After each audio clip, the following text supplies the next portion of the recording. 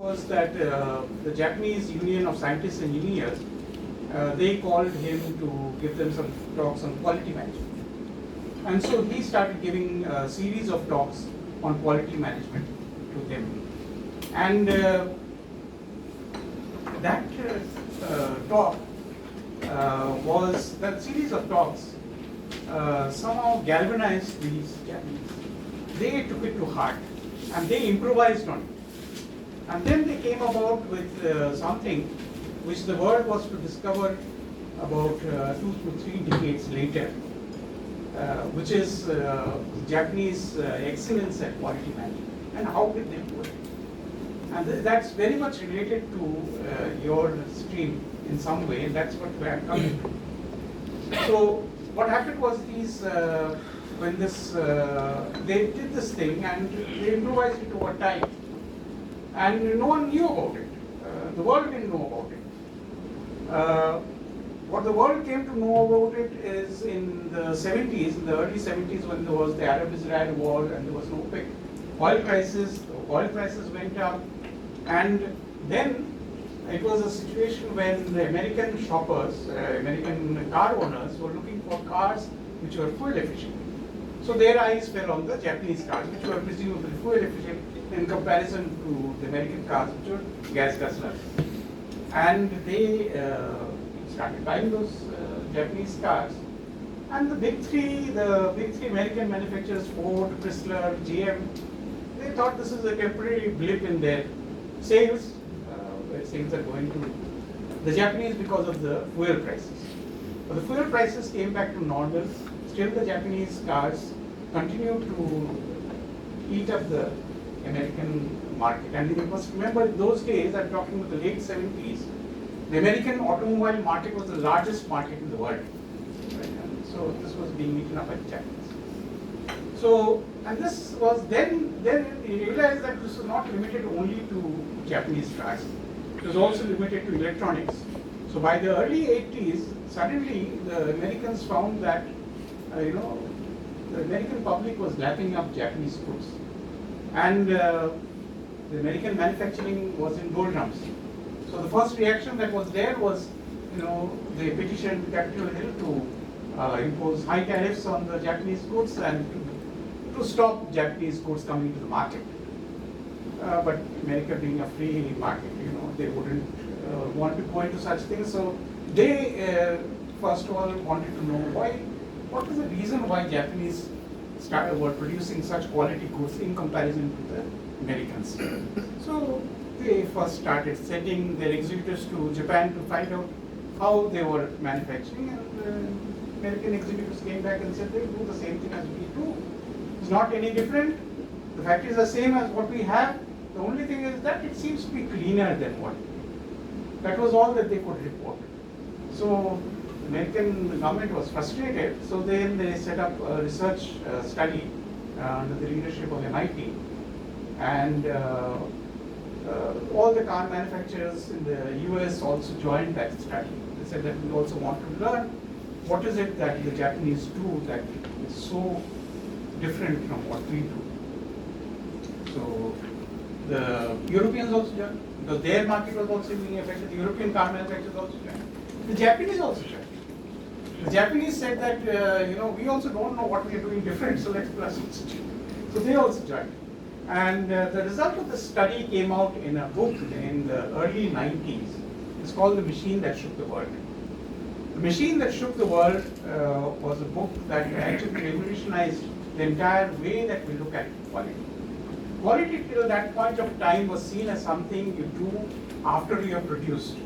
Right? After you have produced, you have a quality control department which does all the quality checks and then finds out what's wrong in your product, and then you remake that product or you scrap it. There's a quality control department. Right? That was the mainstream. But these Japanese actually upended that entire thing. What they found out was that they were doing something which is known as process. They were trying to concentrate on the process. And this is a very, very important concept that has then come about, which is that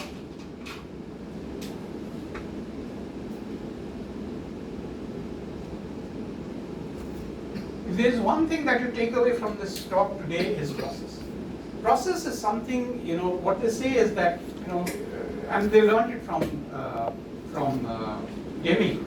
Because Deming was a person, who was being brought up on the American manufacturing scene. So when Deming came to Japan in the 1945, America had about a century of manufacturing already there. And so he knew what was happening in the manufacturing industry.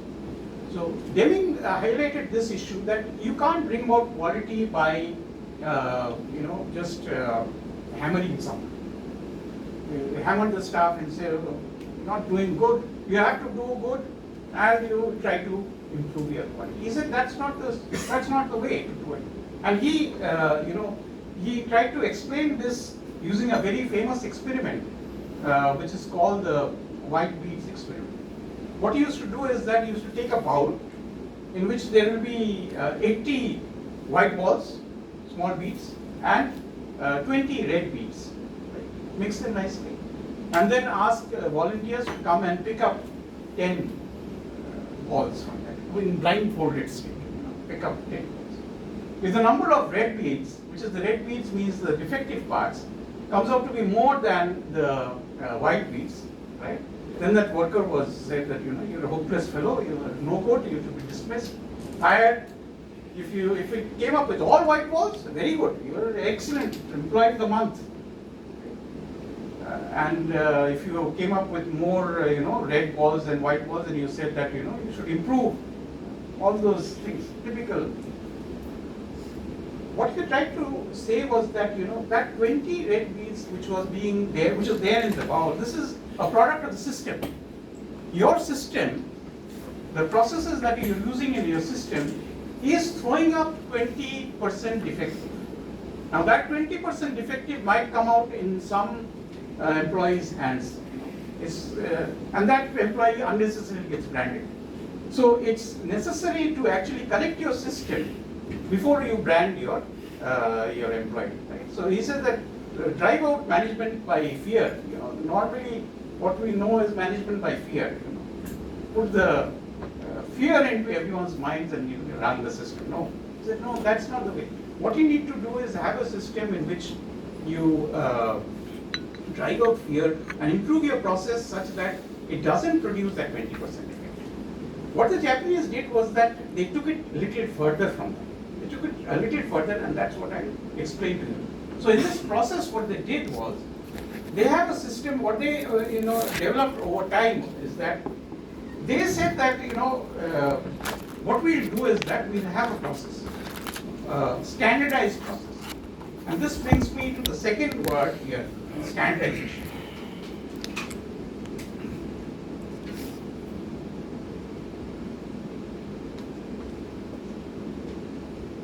A standardized process.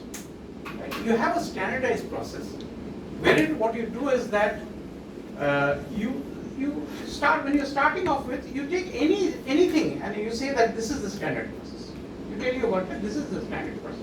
But what you do is, you lay out the standards process in a very clear terms. You tell him, these are the steps by which you do the things. These are the tools that you use. You give him the training accordingly.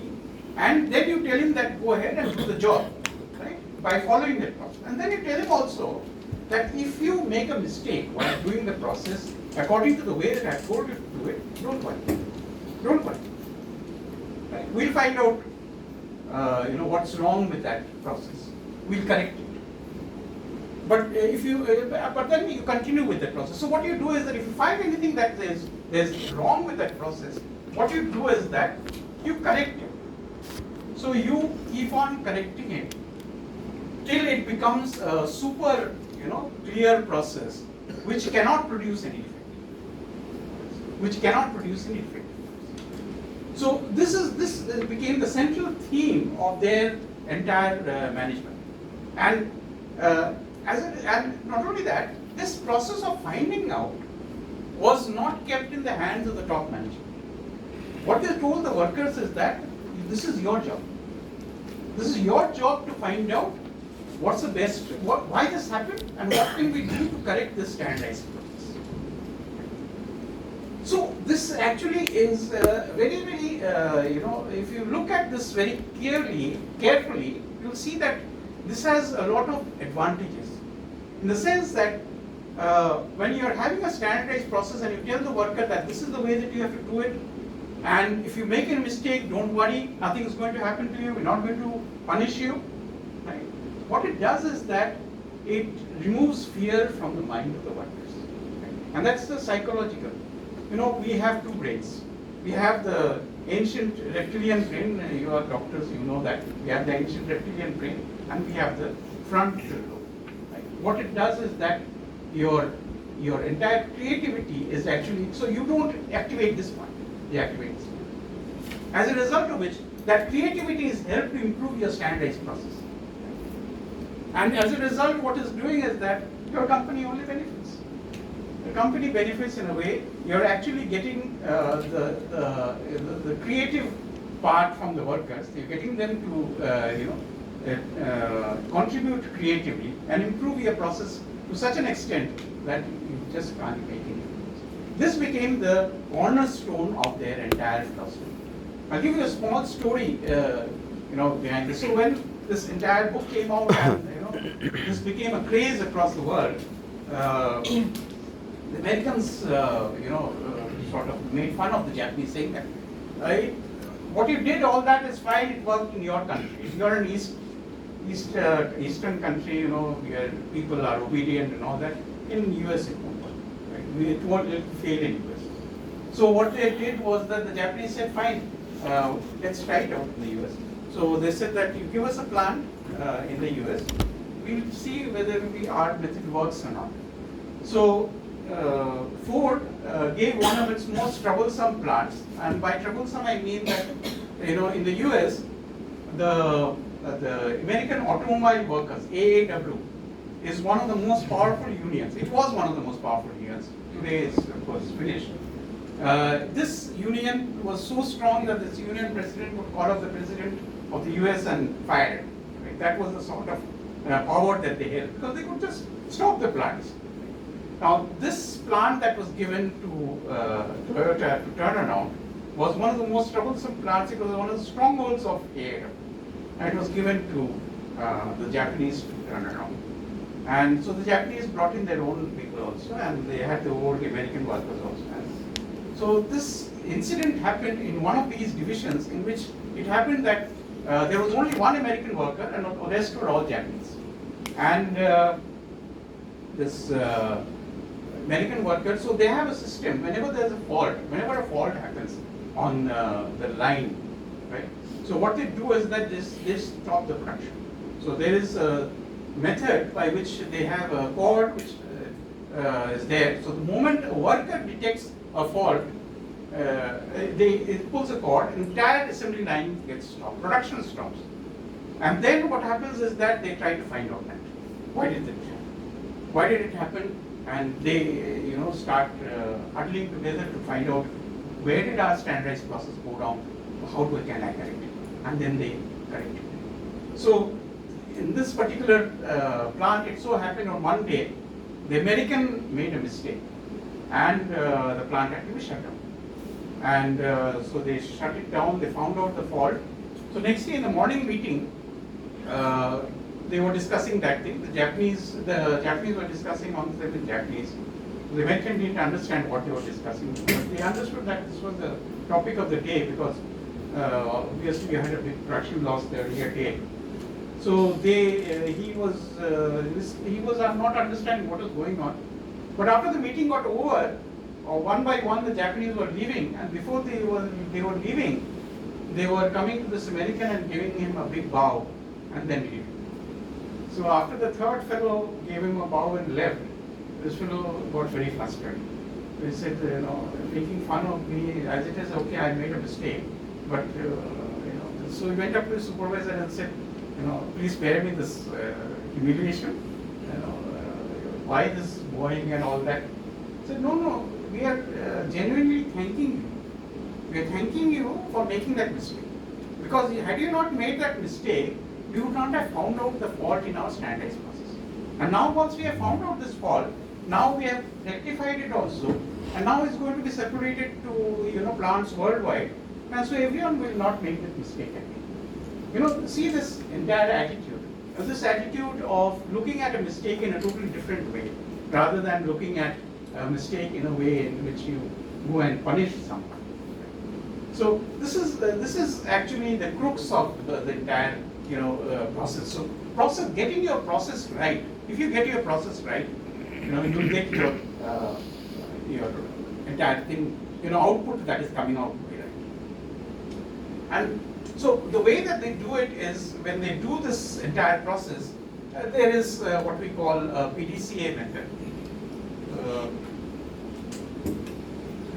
So what you take is this is a structured method, wherein what you do is that you take the problem and then you find out the possible reasons or the solutions to that, then check whether this is actually works or not, whether this solution works or not. If it doesn't work, you go back again and do. Otherwise, if this works, then you act on it. So this is the PDCA. So you act on it. So this goes like this. So this is the standard way in which you try to keep on correcting your process. So this was to start with. So let me talk now about your. Okay, so you've gone through your case, I suppose. So the way that we do it is like this. I'll go through a few topics, the theories that are important for this operation. I'll go through that.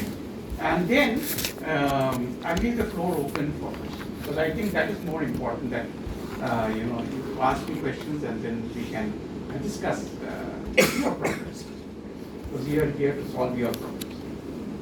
So first of all, if you look at hospitals and the way that we run the operations, it's very, very difficult in the sense that it's not like, there are two types of operations that we have, what we call manufacturing or goods operations, and then there is another thing called services operation. Yours is a services operation, hospital management is a services operation. You're not manufacturing anything, right? But what you're doing is that you're providing a service, and that makes the entire thing much more difficult. The reason is that in services operations, what happens is that, say for example, if I were to compare it with, don't take offense with me, if I were to compare it with, say, a samosa maker, please don't take offense with me. Samosa maker, what he does is that he keeps so many samosas ready, cooks in the morning and keeps it ready for sale in the afternoon. For you, you cannot keep anything ready for delivering. It's the customer comes in and then only you act on him, and so it's a very customer-centric business, right? So services are something which are very customer-centric. Your output that you're giving is very non-tangible, and the biggest problem that is there, I feel, in service operations is the problem of maintaining quality. Because what is happening is that in case of manufacturing, you have the luxury of inspecting the goods after it is manufactured and seeing whether there is something wrong. In this case, you don't have that. Quality is sort of built in. You have to do your quality, ensure quality while it is being serviced, right? So the servicing that you're doing, that has to be built in with that. And that brings it again to this question, process. That if you have the processes right, and how do you ensure a right process is that you have a standardized process.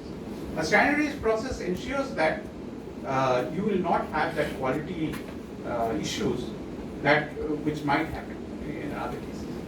Because quality issues is again very strictly related to reputation. In services, reputation is a very, very peculiar thing. Because see, in any other goods, for example, someone is taking back ownership of something. Say he buys, say, a cup or a plate, it goes back, someone else is able to see that, right, and judge for himself or herself that, okay, this is a good product. In your case, it's not so. In your case, the customer becomes the product, goes back. And whatever the customer says, that is what is the reputation, what is it that builds up your reputation, right? So it's by word of mouth that, that your reputation gets built up. So it's a very different sort of thing that you have in service, and that makes it more difficult. And that's why I think this process issue becomes much more important. Another thing is that if I look at it from your, from your business point of view, there are a few things that are important for you. Is that so you are here to make money, right? So if you look at money, right? So here there are two aspects. One is that one aspect would be whatever say investment that you make, you should have a good returns from it. So whatever investment is there, that returns will come when there is good utilization. You need a very good utilization of that. Otherwise, how will you get your returns? Right? That's one aspect. The second aspect is that, so when I'm talking about utilization, I'm not only talking about, say, machinery. I'm talking about even manpower. So your manpower who are being deployed, you need proper utilization for them to have a good returns from them. That's one aspect. The second aspect is also another thing is that cost saving. So am I able to save cost in my operations? Right? So that is something that we'll have to look at, and because both of these things are related to your financial sustainability. Now the question is that how do I ensure that I get this good returns and this good utilization? So this will be related to how you run your operation, in the sense that how do you ensure that you're getting that good utilization. So any ideas here on what would be things of how do you ensure that there is good utilization?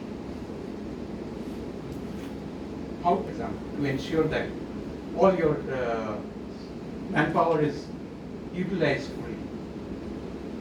Because they are one of your main sources, right?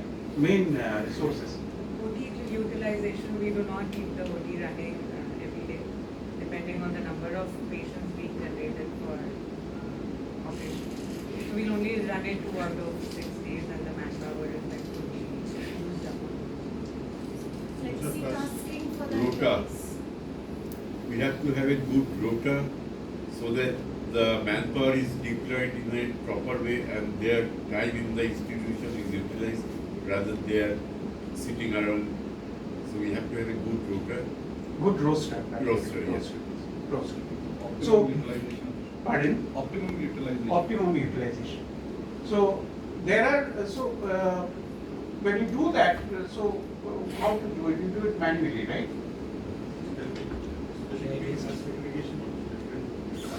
Yeah.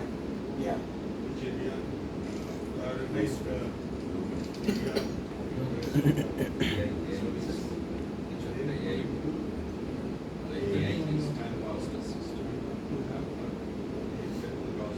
and multitasking also, so that the maximum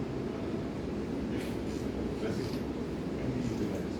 So do you use any methods there? Analytic methods there? We have a report system in my system. I have a report system every day. Every evening we get a report system. How many patients, new patients have come, how many old patients have come, how many expected suspense, how many OT, and how the down system, how much investigations, how much experience. So we get That dashboard. yes. Every day we get a report like who has seen what opportunities. There you're looking at the utilization. Yes. Then we decide we really appreciate what needs they So why I raise this issue is that AI-based strategies, AI-based strategies we can do. Yeah, so what you can do is that there are analytical strategies. So you can, for example, you can do a small simulation or trying to understand with your resources. So for example, the rostering that you talked about. rostering can already be done by analytic methods. So you can make rosters, using analytic methods and find out the most optimal roster that will meet your demands at the minimum cost. So that's possible. Another thing what you can do is that, for example, you could simulate. There are again simulation tools available by which you could simulate your operations and then find out, what is the optimal number of people that you should have at different places, and optimal resources that you should have, so that you are able to meet the flow. That will also help you, for example, to understand, for example, if you have, say, for example, metrics to understand waiting times of patients. Right? So that, for example, you could simulate it instead of doing it, by trial and error. You could actually simulate it, and that's a very simple program. It can be done in no time. You can simulate it and see for yourself, that if I change this sort of things here and there, what will be the result. So these are tools that are actually used in operations to find out what are the things, how to manage your systems efficiently. There's another thing that I left out here is the issue of inventory. That is you're buying so many things. So those things, and those are the consumables. How are they moving and how do you replenish them? Because whenever you are going to buy them and they are not being used, at that point of time your capital gets blocked up. So how do they do that? So there are analytical methods. I'm not going to that, but there are analytical methods where you can keep a tab of it. Very simple methods are like this. There is something called, again, borrowing from the Japanese, it's called the Kanban method. When what you do is that you actually say you buy something, right? You have a total bin of things, and when you come down to say you have consumed 80%, there will be again an order sheet below it, which you can then again place it again. So that gives you an automatic this thing that you can keep on placing orders, so that you get the replenishment in the and it is placed in such a way that this time, during this time, for lead time, for you getting your orders, fulfilling that orders, whatever amount is there, that covers the requirement during that lead time. That's a very simple thing. This is being used. So this inventory is also again another thing. There is again another method here. What we do is that we don't look at inventory for all the goods in the same way. What we do is that we classify them into ABC, which would be, things, for example, high value items, for example. We don't keep much of inventory, and we keep a regular monitoring of that. And there will be some things which are very, nominal, which you would not bother about much. C category. So there we would, say, for example, gloves and so those are very low value items. We will not bother. But in high value items, we keep a very close tab on that. Then that leads us to again another issue when we are talking about inventory is another issue of procurement, which is again I think a very big issue with you. And there in procurement there is again another thing that I would mention is this matrix, which is the Kajewski matrix, which is what we do is that we look at this one parameter which is called risk, and another parameter which is called value. So what we do here is that we look at say yearly procurement. We look at the total value of procurement here, in dollar terms or rupees terms. We look at the total value here. Risk, when I'm talking about risk, I look at at the procurement risk means how many. So if there are many suppliers, my risk is very low, right? If there are very low number of suppliers, then my risk is very high. And then I deal with each one of them in a very different way. So for example, this is low in age, and this is low in age. So if you look at the low risk and low value items, these are something wherein I would, for example, delegate this procurement to the lowest level. Don't bother about it. Because there is nothing to worry about. It's probably a commodity, say pins and all that. You just buy it from the shop. I don't bother about it. this is something in which I would look at it very carefully, because this is a high value thing that I am procuring. But there are a number of suppliers, so I don't bother much about it. So I do bother, but this is something wherein I would try to leverage my buying power, and I would, or possibly say, for example, if you could, 3-4 hospitals could even club together and buy together. That is also something, because there the issue is of buying power, right? Because the higher number of buying power that you have a larger bargaining power. This is the kind of thing. Now let's come to this one. This is one in area in which you have a low, value of procurement, but you have a very high risk, in the sense that number of suppliers here are very less. This is a problem here, because this is one area, if you don't look at it very carefully, they can easily transition here. And this is where they can become, say, the sole supplier. And then they start, sort of milking you. So this is where you can start, looking for alternate suppliers. This is where it tells you that this is where you should look for, actively look for alternate suppliers and try to develop those sources. That's a warning signal. So this is called a gradualistic matrix, named after BCG person who developed this matrix of procurement. So this is the next thing. Let's go and see what else is there. So as I said, patient bottlenecks, long wait times, overcrowding, quality control. This is something that I've already covered. So as I mentioned, this long wait times, etc. This is something that we could look at it in terms of simulation. So we could do some simulation and then find out what's the optimal way in which I should manage my sources and do it. Here there is one more thing that I think I should mention here. There is something called, so when you're looking at processes, so we are supposed to do regularly what we call a process audit, and try to find out the way in which you are actually delivering your stuff, right? Delivering it. The advantage of doing a process audit is that you will find out, first of all, of course, the time that is required for each process. But also, it also throws up also many redundant processes. Sometimes what happens is that you will see, as your organization becomes larger and larger, a lot of bureaucracy creeps in, right? And you'll see that they'll say, no, we need this permission, that permission. And so that creates a delay. Right? So if you look at the process very closely, what you will find out is that there are what are called wastages. Right?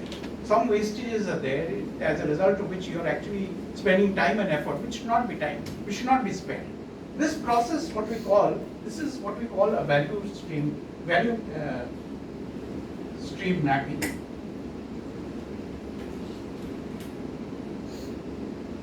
Now this idea of value stream mapping is that I do only that thing which adds value to the customer.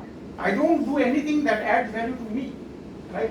Sometimes what happens is that you will see in many organizations we keep doing some things which are actually sort of unnecessary for the customer, but are very, people in the organization think it is very important to be done. But it is actually adding no value to the customer. Customer cares nothing for what your, what is happening to. So what we try to do is that try to find out non-value adding things. Ultimately what we are doing is that we are earning money by that value that we are giving to the customer. So we try to weed out all that non-value adding things in that value stream and then revise that process. That's one. Staff shortages and this I to talk about, we could do it by simulation and try to find out. Now, so this is what I talked about, the process mapping and the bottleneck analysis. Now, bottleneck analysis is again another thing. When you're doing this sort of a thing, another thing that will turn out here is that you will find out there will be wide difference in the timings. Right? So, for example, say if this takes say 1 minute, this takes 5 minutes, this takes 3 minutes. And as a result of what you see is that your throughput is actually being dictated by the slowest moving process. Right? The slowest moving process being this one. Right? So this tells you another thing is that where should I give my efforts? right? Amongst all the processes, which effort should I concentrate on to reduce? Because if I reduce this one, for example, from 5 to 3 or 5 to 4, this will actually give me the maximum output in the sense that my throughput will increase. My throughput will increase. In this process, if I look at this one, my throughput will increase. So this is what we call bottleneck analysis. We're trying to find out the bottleneck. So this is the bottleneck. And then comes the Lean Six Sigma. Why? Because so the lean part is what I described to you. The lean issue is all about processes, all about removing wastages, right? So actually another thing that about the logistics, because it's a very short lecture, I'm covering on the top, right? But all my notes are there in my slides, right? My slides are something that I've shared with you. I think they'll be sent to you. I'll share with Rahul. He'll send to you. So that has very details of what I am talking about, much more detail. Now coming to the Six Sigma part. You must have heard a lot about Six Sigma. Jack Welch made it very famous. But what is Six Sigma? Six Sigma is, since we are a football-loving nation, we would understand it better in that way, right? We look at it Six Sigma. So what happens in any process is that what you actually deliver is usually something of this normal curve, right? So you have something, which is around the requirement. It goes this side or that side, it's around that, right? Now, and this two lines that I've shown is the goalpost. The goalpost means this is the, say, the specifications within which we have to deliver. Now, what you try to do in Six Sigma is that you try to make it in such a way that the maximum amount of this curve lies within these goalposts. That's what you try to do. And the way that you try to do is that you try to do it through a systematic process wherein you do this PDCA, try to examine the problem in great detail, and then try to find out a way in which I can bring that variation of the process as low as possible. When I mean variation, for example, say for example your person who's dealing with bills, for example, of a patient. How much time does it take for handling that bill? That itself could be something of a bell curve which could range from say 5 minutes to 15 minutes. Now you would have something of a criteria, say I don't want it to be more than say 8 minutes, right? So I would like to adjust that within that 8 minutes. So 8 minutes plus and minus 2%, 2 minutes per time. That's how I would try to bring it within that.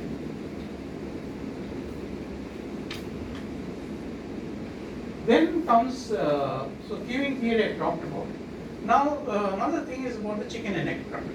The chicken and egg problem is where I talk about, when you're talking about your large patient queues, for example. So when you, for example, made your hospital, right, you would have done some analysis, right? So you would have done some analysis and tried to understand what your capacity is. Because that, based on that, you would have made your hospital. Right? So you would have assumed that I would get, say, 200 patients a day.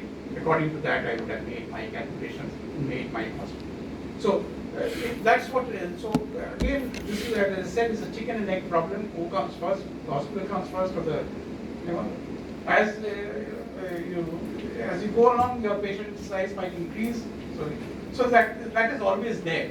But the issue here is one more thing that is there is this issue of when you're making the hospital. Another issue is there of because again in services, one very big important thing is that in contrast with goods, is that goods, again I'll go back to my samosa example, please pardon me again, because in samosa example, you don't see the kitchen. You don't see the kitchen, right? You don't know whether, you only see in the showcase where the samosas are there. But in your case, the customer is inside your premises, right? And that's a big difference, right? And that makes a difference in the sense that you need to make your facility where customers are coming in such a way that they get the feel, first of all, that this is an efficient place. And the second thing is that when you are designing your facility, that movement amongst the different departments, that should be as minimal as possible. my point? So there are again methods for doing that, wherein you locate your facilities in such a way such that your movement across the departments is so that you don't get unnecessary problems. The smooth stream flow and minimal stream flow is.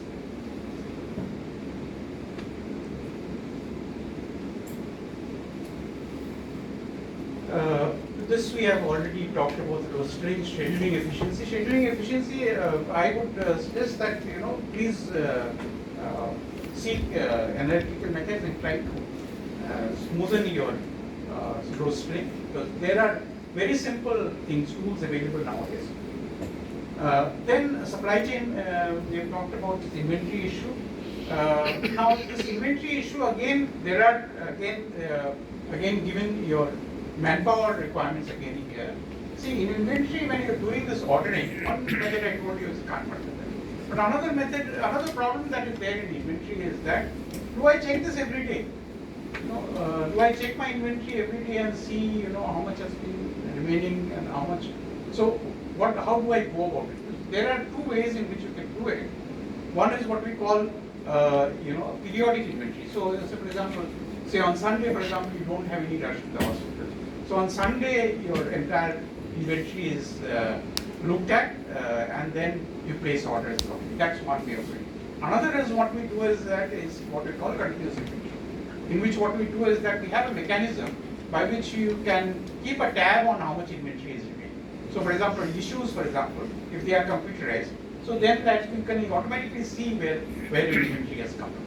So there are two methods in which you can do it.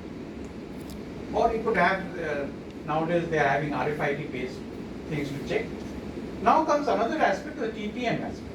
This is again another concept that is very important. Is since in hospitals, one of your biggest worries, I don't know whether you have that worry, is the issue of medical equipment. Their health of this medical equipment is a very big worry, and for that, something that you could use is the concept of TPM. Again comes from this lean management system. It's called total productive maintenance, wherein what we do is that the principle of this is that the person who is handling the equipment is the best person who will be able to judge the health of that equipment. So if you train him properly in how to maintain that equipment and to attend to minor repairs, he will be the best person to tell you when that health is going wrong. Right? And so that should be adopted. So that is what we call autonomous maintenance. So instead of having a maintenance department or having a AMC with some party to do it, also train your own people, technicians who can actually do some repairs, because that can be much more costly.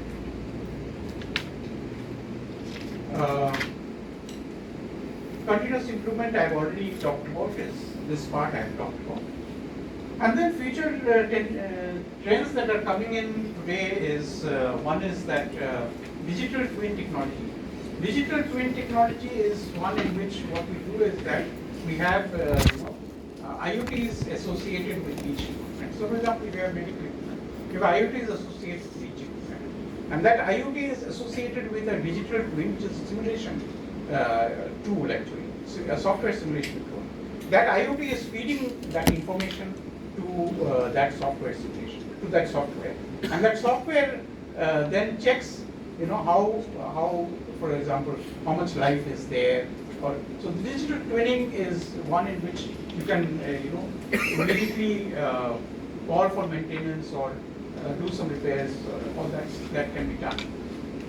Then cloud-based healthcare management, where you put all your records on the cloud-based, and AI-driven decision support systems. That is, for nowadays, of course, even for diagnosis, I think AI is coming in now. So that will all come. These are all the future trends that happen. So this is in a nutshell. I have covered most of the things. Now I'll throw the floor open. I have questions. So one thing you talked about equipment maintenance, especially in our fraternity, especially for small-time practitioners who are running their system single surgeon or double surgeon. the maintenance cost is too high. Suppose our instrument of 50 lakhs is causing an annual maintenance of 5 lakhs. I'll give you an example. Yeah. How to manage this efficiently? Whether we have to take that maintenance or you don't have to take that maintenance. So if you don't take that maintenance contract, I know. if the machine Risky, then if it goes wrong, then it's very risky. Now, the only solution that I see in such cases is that since you're you have an association, could the association, see the advantages in having an association like this, you could pool in all your efforts there and then bring it there. So if you have an association which actually, say for example, runs a maintenance service or something. association can't run a maintenance service because that's a technical job and the association. Each company. This is a specific. No, I agree, but I'm saying that, the pooling of resources, I'm saying, some way that you could do, think of it in some way, I leave it with the thought. Means, once you pool it, the burden on the individual person comes down. What we are doing is that once you do it individually, say for example, I'll give you an example, I keep a security for myself only, right? Instead of I live in a colony where, we share that security, that could be something that we could look at. Telling about group practice. Yeah, something of that. Also like insurance. Say doctors like we have paid at different hospitals will arrange. And in fact, Central started one insurance kind of thing. They are getting the contract for 10 patients Just instead of pay from the minimum information. Yeah, and your bargaining power will also much be higher. Bargaining power also, your cost will come down. Sir, regarding another issue that the personnel or staff maintenance. Suppose work X is done by staff A, staff B and staff C. One is performing better than the other. How to manage this thing? One is performing better, it's Their output is better than B and C. right. So should we go with this or what should be a strategy to make the three same performance? How do you measure? Reward and punishment. See, One strategy is reward and punishment. But how do you measure that? There must no, be- it's not, that's what my major thing was, that you don't reward and punish. Right? So what you do is that, see, if you standardize your process, if you give the process, if you make out a checklist, so the checklist issue is very, very important. For anything, I feel that there should be a checklist. Wherein you can, anyone can do it, for example. And that advantage of doing, having a check, again, another thing that I did not talk about, having a standardized process, wherein you are actually making that checklist and revising it again and again, getting it better and better. The advantage of this is that, suppose your star worker, the person who does very well, he is poached by some other person, goes away. The knowledge remains with you in that process. Now that process that is there with you, someone else can immediately take it up. Right? So I think what you need to do is that standardization. That is, I think, the key to improving our process. If you get our process right, you can say the mantra should be, if you get our process right, everything will happen. So there should not be any concept of reward and punishment. That's what this current philosophy goes. That, see, the reward and punishment, as I said, this is something wherein a person will be always scared. When you do management by fear, a person will always be scared. Right? Instead, if you bring him into that ownership, and that is where I talked about this, bringing this ownership by allowing him to correct that process, improve that process, that gives him pride also. Right?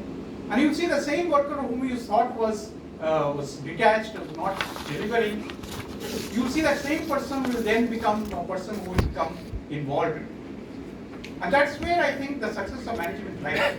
But that has also to be given financial reward. Not necessary. Not necessary. Modern management theory says that more than financial reward, the satisfaction that a person gets from doing a job well, and that must be communicated to him that the job is being done well. That once that satisfaction comes in, that is much more than getting a financial. Of course, there must be some money that is given for his sustenance and all that. That is a part of that. But I'm not saying. See, there has been many studies done, or it's shown that financial rewards don't work so much as that inner satisfaction. That's proven.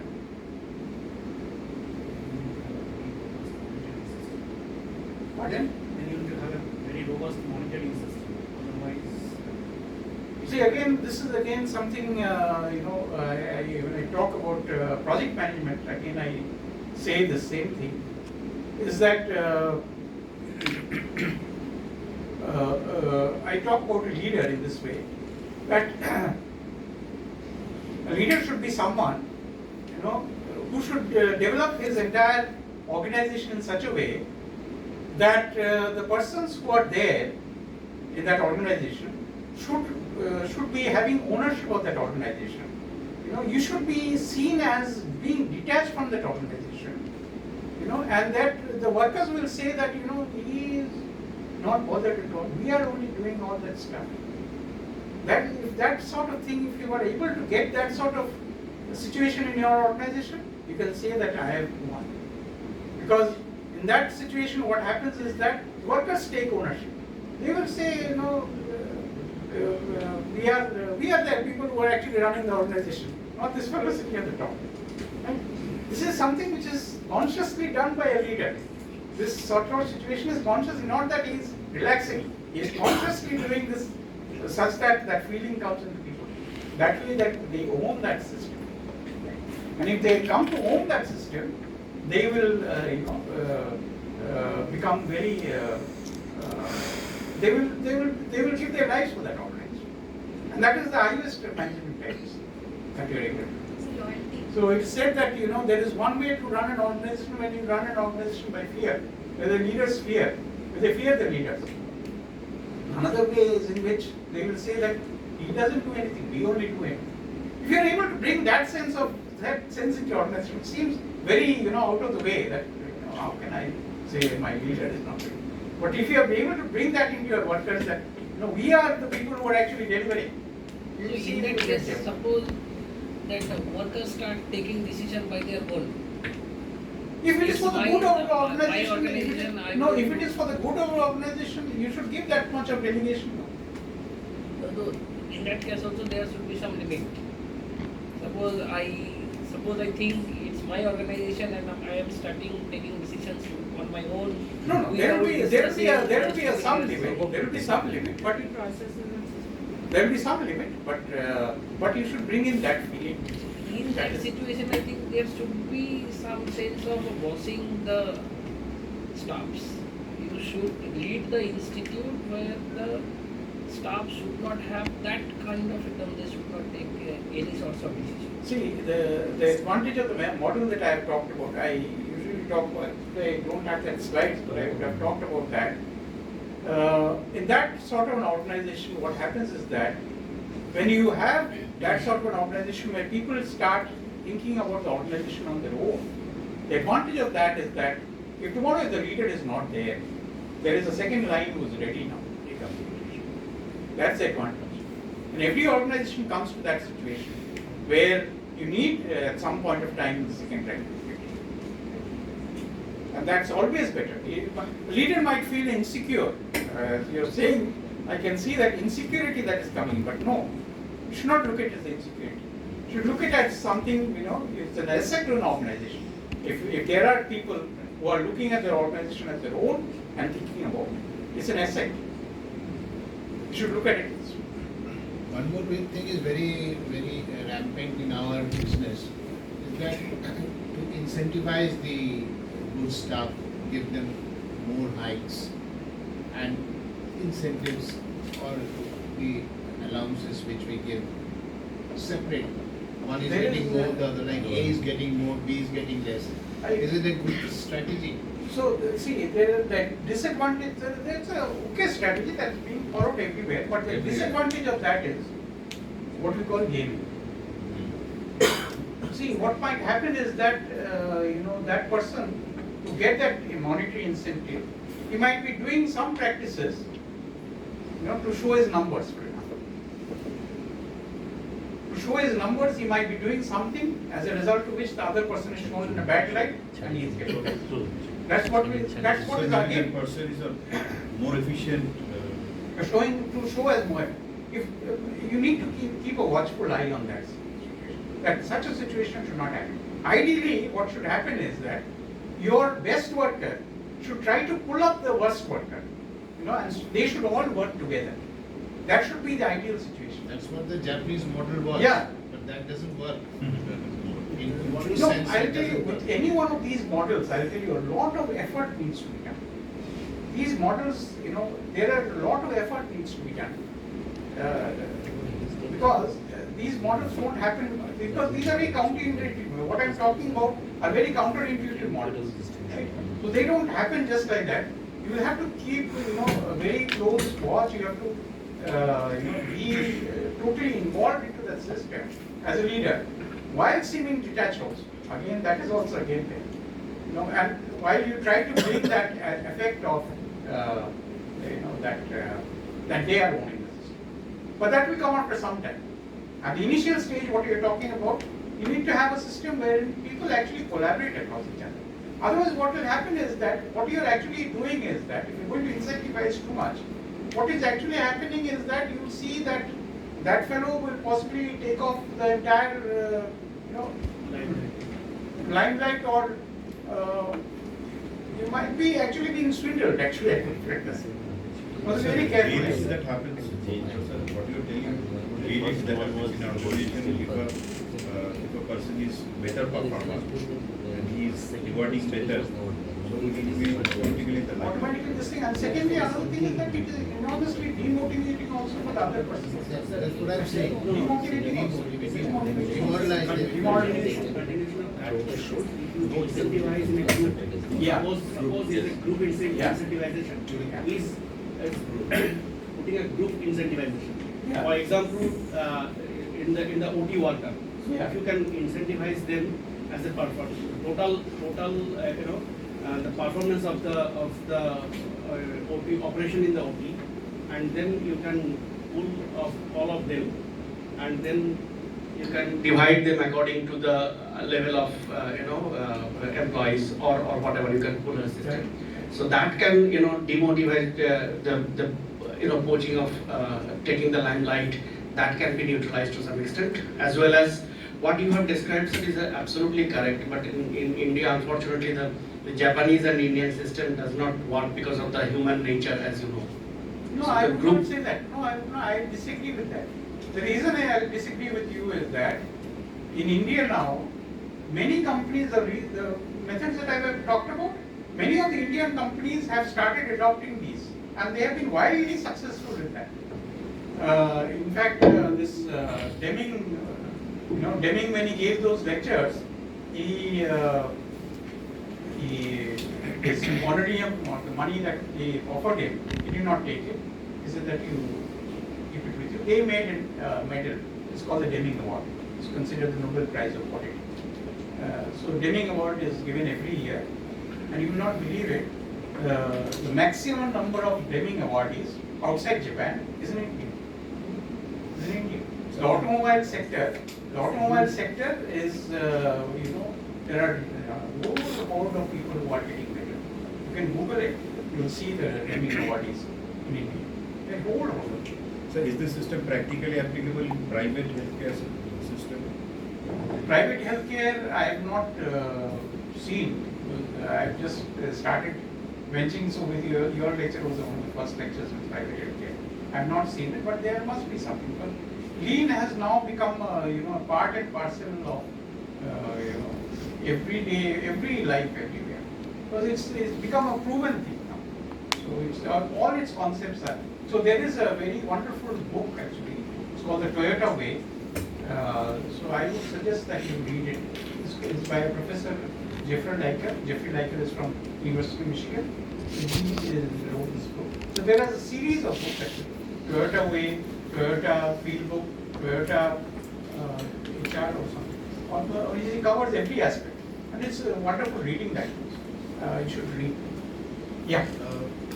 I would like to know about the tools, simulating tools you said about patient might. Okay. So what we do in patient flow There's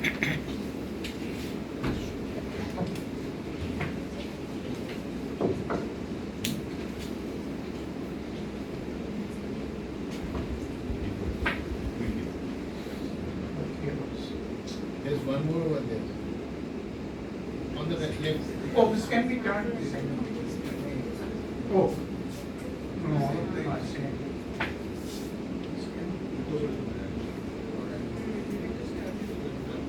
This can be turned. Other side is worse. Okay, anyway, doesn't matter. I'll just explain it by. So, if you look at, for example, I'll just explain how the simulation is actually done. So, for example, I will look at, say, a situation where I need, say we have one sort of an operation, say operation type 1, and there is another type of operation, say operation type 2, and this operation 1, say requires, say this requires, say 3 nurses, and say. If I can give you an example. Uh-huh. A small example, like a patient comes in. Right. He goes to an optometrist. Right. The workup is done. Then a dilating drop is put where the patient has to sit for Sit some for time. some time. Right. And then he comes to the doctor. Right. Doctor orders some investigations. Right. Those are done. Right. Goes back to doctor again. Right. And then prescription comes in. Right. So This entire flow. Yeah, that would be easy. So we would make this flow. So we would actually, there is in this. I don't have the software. I could have shown you. Wherein you can. So for example, so there are many software. One of them is, for example, AnyLogic. Another is, say, Arena. These are two most commonly used. AnyLogic.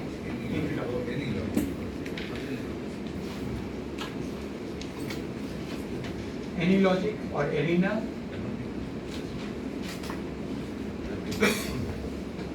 So if you are really interested in knowing about this, what I can do is that if you have the time, we could have a Zoom call wherein I can show you actually the working of these analytics. You can see for yourself and you can discuss it. So some of you can come on the Zoom call. I'd be very happy to. How do we schedule that? That is up to you. So you can contact me and we can fix up a time. So generally evenings I am free. So and I would after say 8 o'clock. Can get your number or mail ID? Yeah, my mail ID is Dina.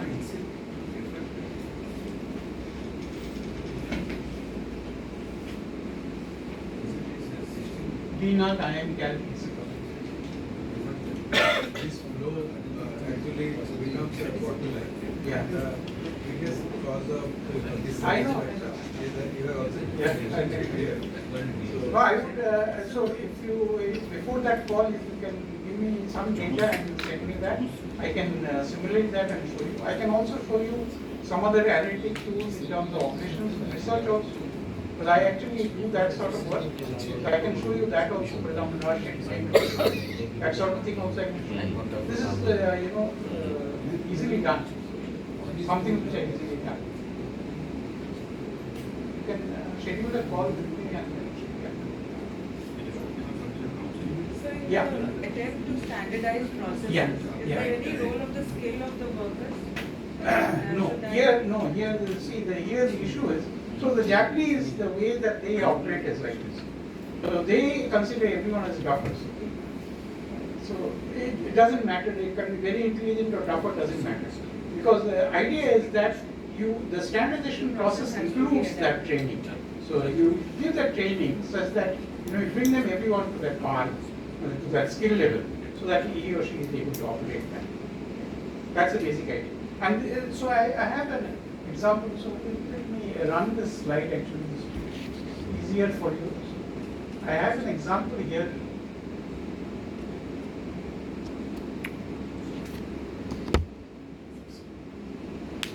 So this is the queuing model that is there. This is the analytical model. This is for a single server. Once it becomes very, this is for a single server. When you look at the arrival rates and the service statements, say for example, the arrival is 40 patients per hour, and you're able to serve at a certain rate. Say you require 3 minutes per patient. You can automatically calculate what's the queue length, average queue length, what's the time spent in the queue, what is the, that's mathematical, we don't get into that, we actually do simulation.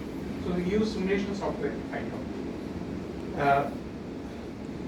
This is an inventory example.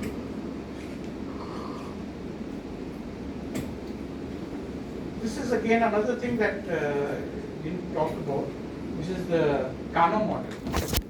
Kano model is one in which what we do is that you see that there are 3 lines here.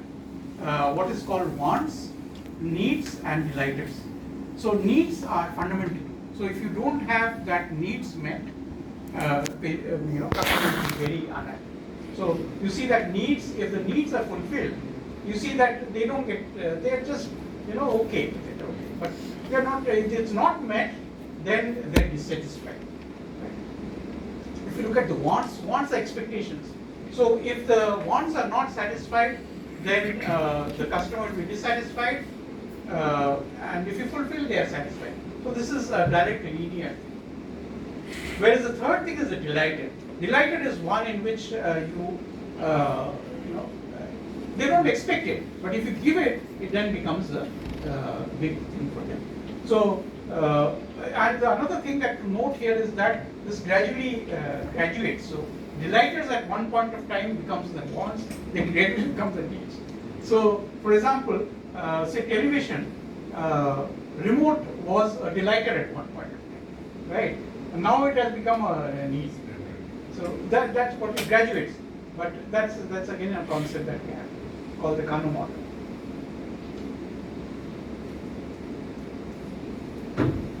This is the thing. This is the standardization that I was talking about. So what you do is this is for restroom cleaning. Okay? Everything is like clearly delineated. What is to be done? Who has to do it? What is the equipment to be used? Everything is clearly delineated. Right? That is what has to be done. These process steps are to be given with the, it should be with the employee. With the employee. Now when you say there is an attrition, he takes away the process. Yeah, he takes away.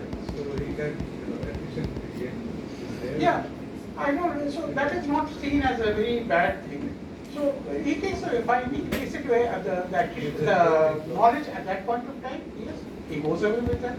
But then what you're also gaining is that his knowledge in improving that process up to that point of time. So that's what I said, that once you have a standardization, the advantage is that if an employee or star employee runs away, it doesn't matter. You still have someone else who has a mechanism there ready for you to work on. And this is another principle of lean, is that the issue of waste. Remove all sorts of waste. Yeah, everything. So over processing, don't give much more than what is required. Right? Motion. So as I said, your facility layout must be proper. Transport, overproduction, defects, inventory waiting. All these are waste. Me and myself.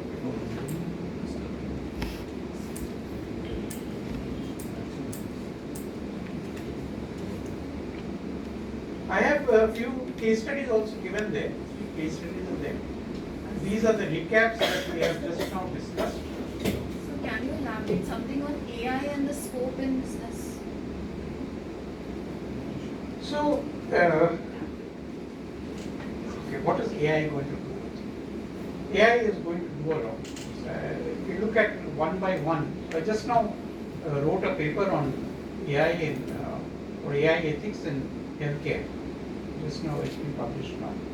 So AI can do very good things for you, very bad things for you. It's a double-edged sword. First of all, let's see what it can do for you. So, for example, so one thing that I didn't mention here when I talked about your capacity management, I don't know whether you do it, for example. So, for example, you must have situations where you have flow of patients more than what you can handle. You have such situations. Sometimes you have conjunctivitis season or something like that. Holidays, yes. So, so you don't have any scheduling mechanism, no, appointment mechanism. No. Yeah, we have, but then some flying patients would Also come. straight away. No, so AI could do all this stuff, appointment with the patients, preliminary, I would say, diagnosis, not say diagnosis, preliminary case history preparation, that sort of thing they can do. Then, one of the biggest advantages of AI is of training. How does AI operate? AI operates on the principle of some data that is there and the decisions that have been taken on that data. Right? So, if you have, for example, data on what your patients, the problem that was there, and what were the solutions that were taken, how much time it has taken, all this data if you have, and your AI is trained on that, that will give you a very good idea on how the next patient is going to be, how much time will it take, or what are the resources that you need, all that sort of thing will be coming. And of course, the biggest advantage of AI, I look at it is that in terms of the amount of information that it can digest and give. That is the biggest advantage. I think from your medical point of view, I think, for example, scanning all your latest research and then giving it in digestible bits, I think that is somewhere where GenAI is going to actually come in handy. So those are the areas I think that AI can be. Scheduling is one. So wherever there is, human-to-human interactions, less of human-to-human interactions, all these areas AI can actually.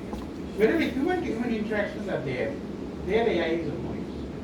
That AI cannot. It's not retrieved. It's more on information. So it can actually, you can say it's what is AI going to actually do for us, I feel, is that it's going to extend our ability in processing and digesting the huge amount of information that's coming. Today it's actually beyond, it's becoming too much burdensome. That is something which is like. One of the collaborators in AI is what she was asking for appointment card. So they say that if you they put some data in the optometrist or the medical person putting the data, someone having the conjunctivitis. So 1, 2, 3, 4. Then AI suggests that probably this is a conjunctivitis. So she will grant the patient emergency services. Someone drop a patient to the other cerebral process. So probably this is a cataract. You grant the patient. Probably we can divert the patient and the probably we can utilize the maximum patient time frame. The time frame management and what the proper diagnosis, suppose if it is then further there, the kind of thing, suppose if you have the cataract or some of the plan process is there, the AI says probably they have set up some of the investigation. They do the things and then they get it done and then directly go to the consultation. So probably it will save you time and you can time frame you can see the maximum amount of your patients. Does human behavior fall into trends? Can AI then predict how our HR is going to behave? Can it predict attrition at any time? Does human behavior have data trends? Not really. It has. So your next class, I think, is about that. Rajiv will be dealing with that. If you sum up the technical error or something, they can guide you. Suppose if you are planning for the ERPN, so which drops you should not use or something. I'm talking about HR. Can these one day predict that with a Efficiency set of of the- probably they're taking some tests Actually, with that's the already psychological evaluation? That is already happening. Or their qualification or the number of years they are in the institute. You can predict which one is I going think to most companies are reducing their HR manpower already because of Basically, AI usage. sir, at present, mainly the AI is coming in digital marketing to make you more visible. That is the main role now of AI. What we learned in this Bangalore conference, we had a conference 2 weeks back, AIOS Plus Empower. There's one session on this digital marketing and AI. So that is the most important. That AI will make you more visible. Your website will be in AI based, and whenever the question comes, you can segregate your appointment accordingly. If the patient puts some answers of your questions, that as you said, that you segregate the conjunctivitis, you segregate the cataracts, that can be done in your website even where the appointments are taken through websites, not on telephone call. All these things are coming up in a big way. So they can manage refractive surgery patients. All the questions are answered by the patients already. What do you want, like that? And then the AI segregates that this is Already, a I think if you refractive look at surgery. your, say for example, the Apollo app. Apollo app already does that in a way. Yes, that's the same thing is coming. That's digital Actually, marketing and it's a very business. old thing actually, ELISA, the first thing, ELISA is one of the 1970s it was there. It was one of the first applications of AI actually, when they tried to do that. Another, just for information of our delegates, that in Bangalore there's one person from the business world who was talking.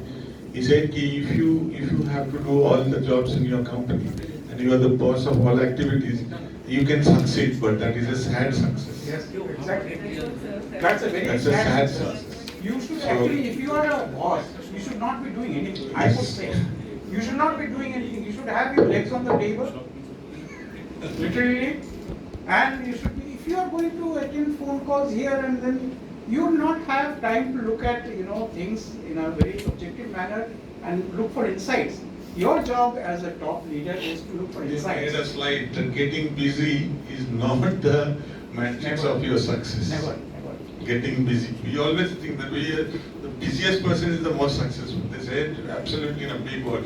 Getting busy is not the measure of your success. That is the present business world. And make yourself invisible, what you said. Make yourself invisible in the company. You are not visible. So that is the way they are thinking of the business world. But I don't know whether it is possible in healthcare, because he was a business from the business world he was talking. It is not possible in healthcare. Healthcare is different. No, it is possible when you It is scale up to a certain level. That's right. Broad practitioner, single practitioner, just one practice is not possible. Currently, Make we it are the visible. talents, we need to employ talents then. Actually, you have to segregate. Better than your capability. You have to have persons more than your capability. Then only you can succeed in business. So, Or bombing business. While I think we are running out of time for the next session. So I'll conclude here. Thank you. It's been a very wonderful session with you. And if you want to just let me know, I'll be happy to have a brief session. Just let me know what are the things that you want me to cover. I'll be very happy to take an analytics session. It might seem a little outwardly, but I'll be happy to share whatever it is. It will be wonderful. That is a burning problem for all IIMs. I'll be happy. Because the patient meets the doctor for a few minutes, but he has to wait for 1.5 hours. That's where I talked about this reputation issue. Yeah. That's where your thing comes in. Shortest. Yeah, it will be good. Yeah. So that is where we really need it. Yeah. Sure. Yeah. More than Okay, thank you.